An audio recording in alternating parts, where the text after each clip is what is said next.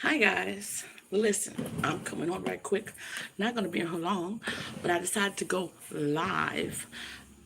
Just an update on what's been going on with me, what's been going on with the family, what's been going on with my hair since Dad has passed away. It'll be almost the 10th. Wow, will be a month already. It does not even feel like that. Hey Teresa, hey sister. Yeah, Dad passed away on February 10th, and this is almost March the 10th. I cannot believe that. Time is going by so fast. But just to come in and update you guys on what's going on with the psoriasis in the hair, the grieving process of losing a parent, um, the grieving process of losing a parent, and supporting children who have lost a grandparent. Um, It's a lot. Trust and believe me, it is a lot to take in all at one time. But I thank God for the testimony and for me to be able to stand here on this YouTube channel and to say this is a good one too. Okay, guys. So now, if you come on here to this YouTube page, you can follow me on Periscope also. I say that's bad because now I'm like, what is my Periscope name? On here on YouTube is Lauren Natural Thomas. On Periscope, I think it's Mom Loves 4. That's so crazy. I can't even remember that. But nevertheless, well, today here in Chicago, it is cold. Hey, Kendra, how are you? Again, happy Hump Day because Periscope is tripping out today, and I can't do it because every time I go on, it freeze or it starts doing its own thing, and I'm like, no, not today, not today. So I decided to come on live for a minute and say hello to my people. And I'm in Demetrius's room. I'm going to pause and give a shout out to my sister Angel, better known as Mom the eBayer. She is on here, guys. Go over and subscribe to her page. She is absolutely awesome. She is such a great person. I had the pleasure in meeting her on last week at our food distribution at our church. I kid you not. I'm standing there. It was so cold outside. And she was coming up the ramp to leave out. And I'm looking at her and I'm like, wait a minute. I said, I know you. And she going, like, yeah, okay. I said, no, you're on YouTube. And she was like, yeah. I was like, eBayer, Mom, the eBayer. I said, I subscribed to myself. I subscribed to your page. I love this lady. She dumpster dives, okay? Now, I know some people will be like, ooh, dumpster dive. You going in the dumpsters? Let me tell you something right now. Now, if you go in a bad diving, we can't talk because I dumpster dive. Now, what I'm going to show you right now, let me see how I can turn this thing around. Okay, I'm going to show you right now the dumpster that I went into a year or so ago. I saw a lady was bagging up towards my dumpster, and her van was full of stuff. I remember seeing this Oriental rug there, and I knew she had a van full of stuff. So I was sitting there, and I watched her. She bagged up, dumped everything out, and then she drove off. Once she drove off, then I put on my gloves and proceeded to come outside to see actually what she had thrown away. So now I'm going to show you a couple of the things that she threw in the garbage. And just let y'all know these arthritis and these knees is no joke today. And I did my exercise when I walked down the street.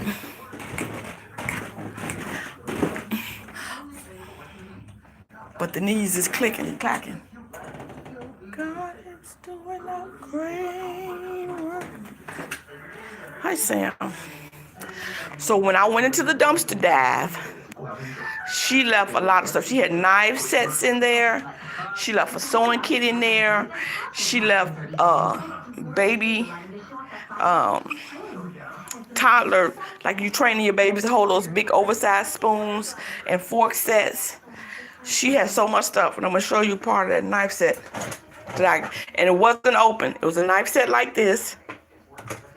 And where's my? It must be in dishwater. Yeah, it's in dishwater.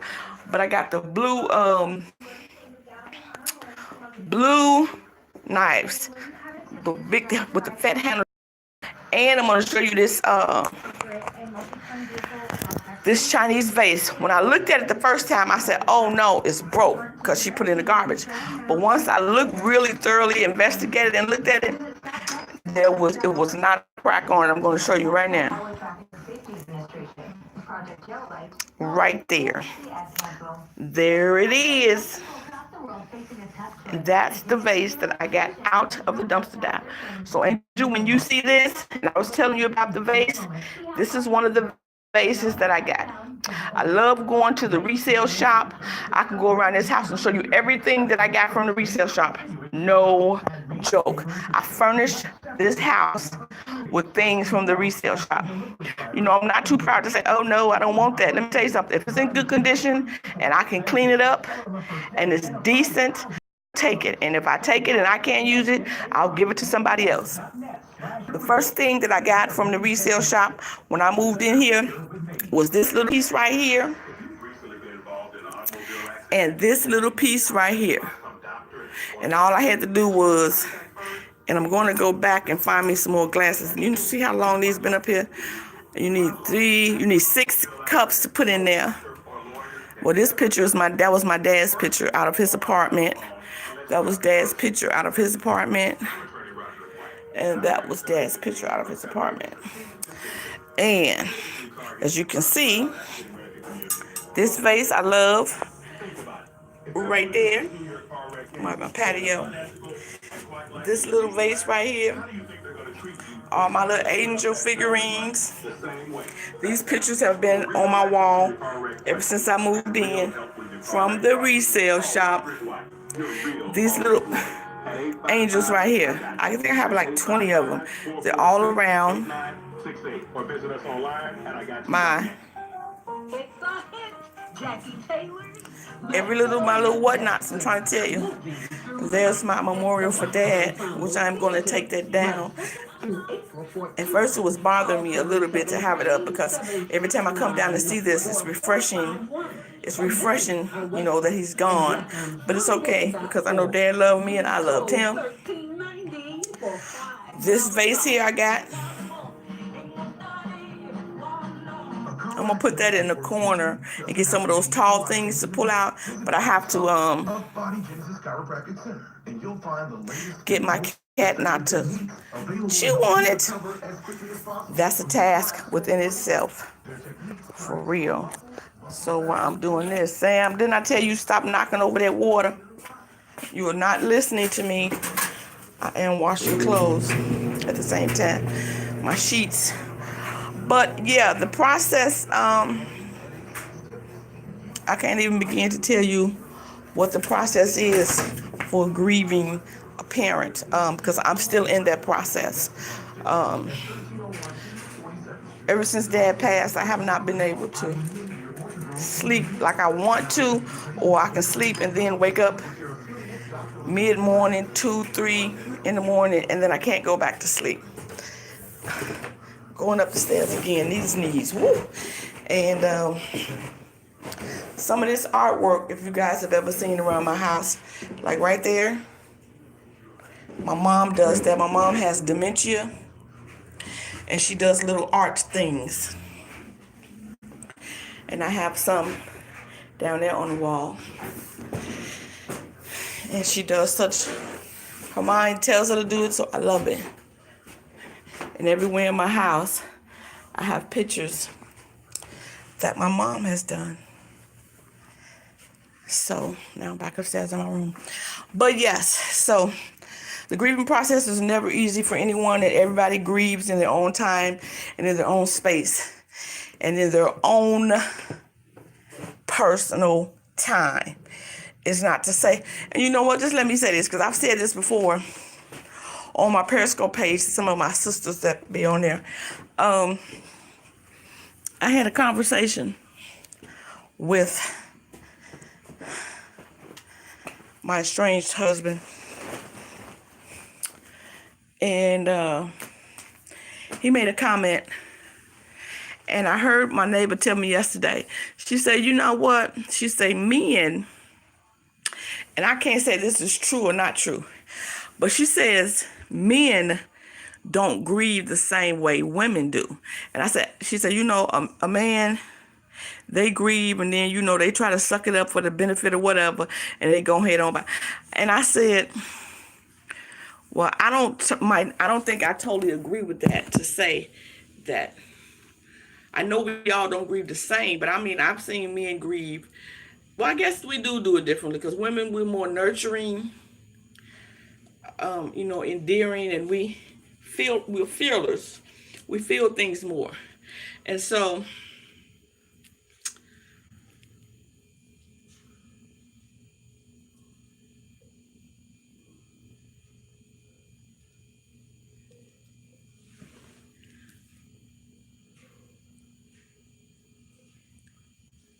okay, that's my dryer. And there are people next door rehabbing, and I'm hearing these noises, and I'm going, what is that?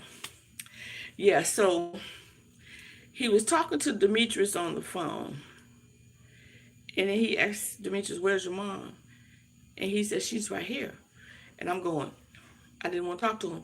Because sometimes you have to leave people where they are, and especially if they're going to come at you wrong and you're not in that mood, you're not in that zone, you're not in that headspace. You really don't want to hear it. So he was like, well, tell I just want to say one thing. So I was like, so I took the phone. Reluctantly, I took the phone. And I was like, hello. And he was like, hey, how you doing? I was like, all right. He was like, you sure you all right? Because you lately, you haven't been sound like yourself. Really? I'm saying to myself, really? I wonder why. Then he says, you okay? I said, yes. I said, I'm all right. Then he says, this is what he said, Teresa, because I told Miss Kendra, she already know. Miss Kendra was like, what? What did he say? He said, are you still crying about your dad? And I said, I was going to say something else, but let me tell you, the Lord had to guide my tongue, because I said, well, I'm going to be doing that for a while. And I'm like, what would possess him? There you go. There you go. There you go. That's what he said. And I couldn't believe, well, yes, I could. I could believe that came out of his mouth. Because I know sometimes the boys be like, Mom, what did Dad be talking about? Some of the stuff he be saying. And sometimes you just want to go, man, you need to go sit down with that mess. Grow up. Think about what you're saying before you open your mouth. Making sure that it's not going to hurt someone's feelings, because you're trying not to hurt someone's feelings. Making sure that what you're saying makes sense. But lately in his mind concept, that's what makes sense. And I had to give Michi back his phone. He told me something, I'll have your money on Friday. Right. Tell me something. I have your money on Friday. Did you want all of it? Or did you want me to do half? When I loaned it to you, did I lend it to you in intervals, or did I give you the whole amount that you asked me, could you borrow?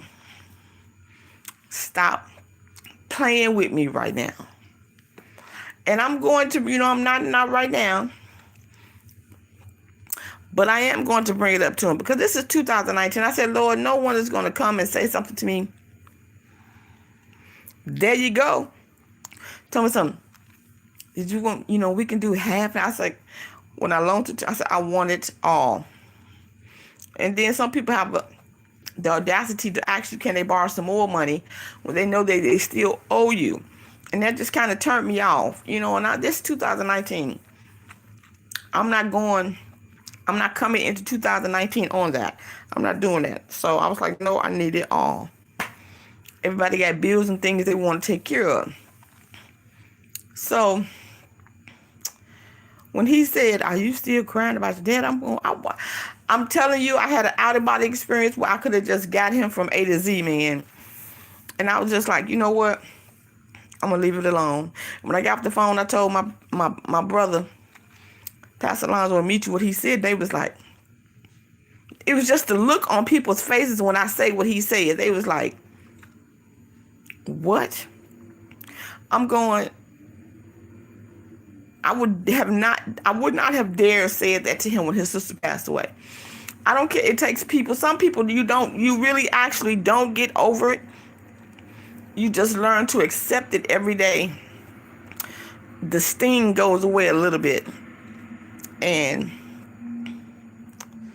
like one of my friends was like, you might not cry right now. You might have cried at the time, or you might have cried whenever. She said, but there's going to be plenty more times when a certain moment happens or something happens, and you're just going to cry. And I know that's coming. I know that to be true. But, you know, there's some of the stuff that comes out of his mouth sometimes. He say stuff sometimes in front of people like, are you trying to show off? Don't front, because, dude. And it takes his brother to be like, cut that BS out, man. What are you talking about? Why would you say that? And I'm going to tell him, say, you know what, you said something to me that really offended me. And I'm doing this grieving process, and I didn't want to cuss you out and cut all ties with you. So that's why I stay away from you. I said, because sometimes you say things that just don't make sense to me. Or sometimes stuff comes out your mouth, and in your head space, it sounds good. But in other people's head spaces, they're going, what in the world are you talking about? Or he always say, I'm grown. This is my house. I said, you know what? I don't want to hear that. I'm so tired of hearing you say you grown and this your house. What, you want, a cookie? I'm like, when you come to my house, I never say, well, this is my house. I can say what I want to say. I'm grown. Why would I say that? Who you trying to prove that to? You know what I'm saying? So I'm just like, Lord, give him a little bit more knowledge and understanding of other people's feelings. Or everybody might not want to hear that negative stuff that you're saying. But when he said that to me, so I just was like, it wasn't my phone, so I couldn't hang up on him. So I gave that phone to Michi. He's like, okay, well, I'll see you Friday. He gets paid at midnight Thursday. And please don't call me and try to have this little conversation like, hey, you want to go to the boat? No. I just want you to you can just drop the money off. I don't have time for it. I'm not going to be able to do it. So back up. Because, you know, and I'm going to tell him, he going to be like, well, I didn't mean that. He always, once you check him on something, he go, well, you know, I didn't mean nothing by it. I didn't mean it like that. I'm saying, but that's what you said. You said, are you still crying about your damn son? There's no way I would have ever said that to you about Chrissy. I wouldn't have never said, are you still crying about your sister? That's a touchy subject for anyone. I don't care how long ago they passed away or whatever the case may be. Have a little dignity, man. Right, and his kids, Mitch was like, that'd be straight bogus. That's why half the time I don't call him. Unless it's pertaining to the kids, then I'll call. If it's not concerning the kids, no. Because, you know, for a while I thought maybe, you know, we would reconcile. But some of the stuff he's saying, then you say, that's why we're not together. And I'm just like, but why would you say that? I mean, strangers show more empathy and more sympathetic to what I'm going through than somebody who I've been knowing since 1997. Can't get it. But anyway, off of that crazy man subject, the next subject is my hair. The psoriasis, because of me stressing and grieving, the psoriasis has come back to my scalp. And it's coming back out on my body because of the stress. And my doctor gave me some pills. And I've been taking these pills. And they're supposed to stop you from itching, like on the inside. And that will help with the topical cream you put on the outside. So I have an appointment next week to go see the dermatologist again. I'm going to let her know. Because right after Dad passed, my chest just got so inflamed and itchy, burning. And I kept saying, Lord, let me tell y'all something. If you have eczema or psoriasis, but to have them both on top of each other, so that's first, psoriasis is flaky skin. Eczema, it hurts. Itchy skin. So you got itchy, scratchy pain. So this whole chest area here, and goes all the way around here to my back. It was it's not, I don't know what this is right here, but it hurts. I don't know what that is. That's a good question. I'm in the bathroom. I don't see anything, but it hurts right here. I don't know what that is, but it hurts. So this whole chest area, it's not red anymore, thank God. But it was just so red. Like, it would come down like that. Like a V-cut blouse would, that shape. And then it goes back here. And it was so itchy because of my nerves. And then it started, I would scratch it like I was crazy, which I know I should not have done. But I started scratching it like a goofy. And that made it worse. So it's like, once you start scratching one area, another area starts to itch too. And it was just itching all over. And I was like, And I went and got the cream and started putting it on there, trying to calm it down. And it was just so bad, guys. I'm telling you. And I was just like, Lord, please, you have to relieve this. I need you to relieve this pain from me so my chest won't be so irritated. Certain clothes, you can't, the clothes touch it irritates too much. And so now these patches are back in my hair, where you can see it here. The dryness is coming here and in the back around, around the temple area. So I'm going to make an appointment with my beautician. Maybe I can go this weekend, tell her I need her to use, I got some shampoo from the dermatologist's office, from the dermatologist she gave me. So I'm going to use, she has that at the shop already. So I want her to use that on my scalp. And then she'll blow it out, do whatever she, the only thing is she's a little heavy-handed. That's the only thing. She is a little heavy-handed. Because last time she'd get the silk wrap, which was nice. It was nice. But what I am going to do is see, because now when she put me up under the dryer, she put the stuff in my hand, put me up under the dryer, that dryer was so hot, and I don't want to get heat damage, So she puts the leave-in conditioner under there, and then she puts me under the dryer for a while. Then she pressed my hair out. Then after she finished that, then she curled it. She put the, with the curlers, she curled it. And then she wrapped it for me, and I just tied up and come on home. What is that?